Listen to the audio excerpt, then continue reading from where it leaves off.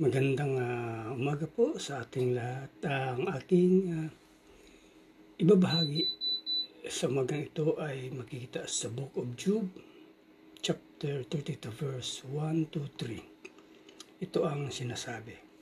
Hindi na nakipagtalo pa ang tatlong kausap ni Job sapagkat talagang iginiit niyang wala siyang kasalanan. Samantala may makikinig noon sa kanilang pag-usap isang lalaki na nangalang Elihu. Siya ay anak ni Barakel, apo ni Bus na mula sa angkan ni Ram. Nagalit si Elihu kay Job sapagkat nagmakatuwid si Job sa kanyang sarili at sinisindis pa niya ang Diyos.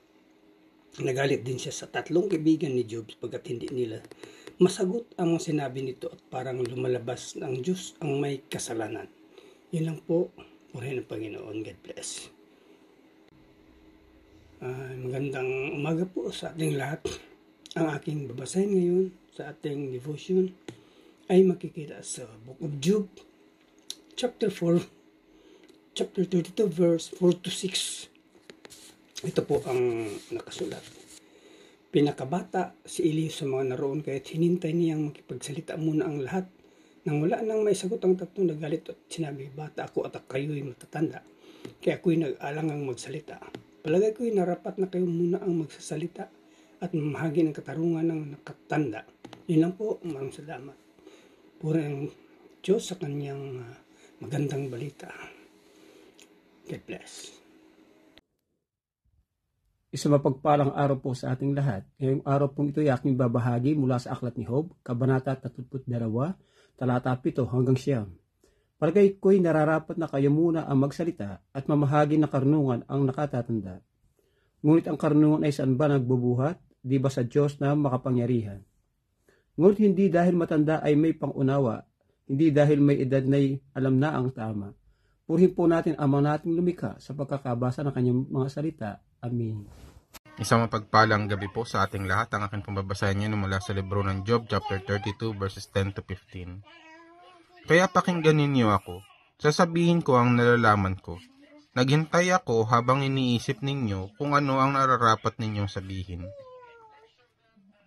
Pinakinggan ko ang inyong mga katwiran, pinakinggan kong mabuti ang mga sinabi ninyo.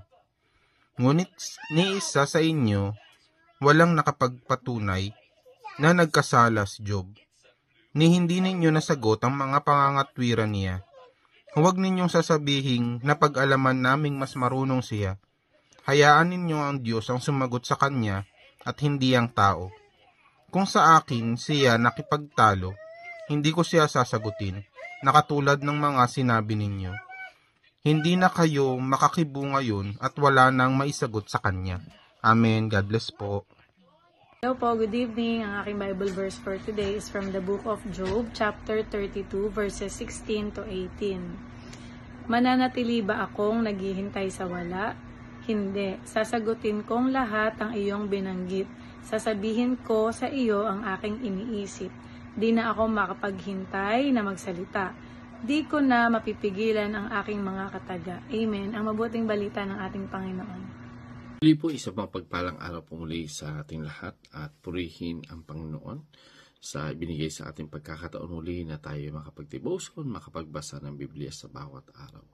At tayo nga po ay nasa Job chapter 32, no, at ating mababasahin ay 19 to 22. Sabi po dito, para akong sisidlang puno ng alak na walang labasan ng hangin, para akong bagong balat na sisidlan ng alak na malapit ng pumutok. Kailangan kong magsalita para gumaan ang aking pakiramdam. Bubuksan ko ang aking bibig at magsasalita. Ngunit hindi ako papahanig kanino man, hindi ko sasalitain ang mga salitang pampalakas loob lamang.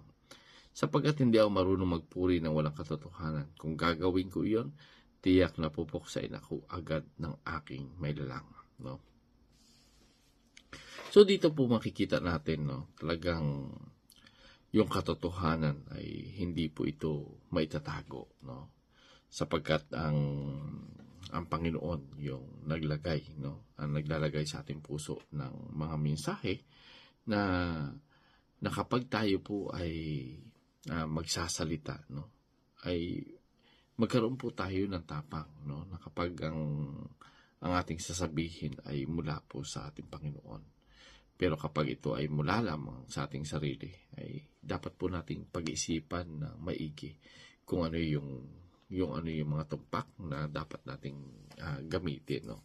Kaya sabi dito ni Elihu, no, na magsasalita siya dahil ayaw din niya na kung para gumaan yung kanyang pakiramdam. May mga bagay na inilagay sa ating mga puso, yung Panginoon ng mga mensahe na kailangan nating ilabas. Kung kaya't dito makikita natin na ginagarantiya ni Elihu na yung kanyang sasabihin, ito ay magbibigay ng kagalakan, no? At dapat andun yung kababaang loob na magbibigay ito ng kapurihan sa Panginoon. At dito makikita natin na si Elihu, bago po siya nagsalita, ay inantay niya na muna na matapos yung tatlong kaibigan ni Job na nagsasalita. Hindi po agad siya humada, no? Bagkos inantay niya, nandun yung respeto, kung kaya't nung siya ay nagsalita, ay nagiging akma ito at magandang pakinggan, no? Sapagkat nag-antay siya ng tamang pagkakataon. Ito po yung mahalaga, no? Yung respect. So God bless everyone. Ang Panginoon pumuli ang mapupurihan.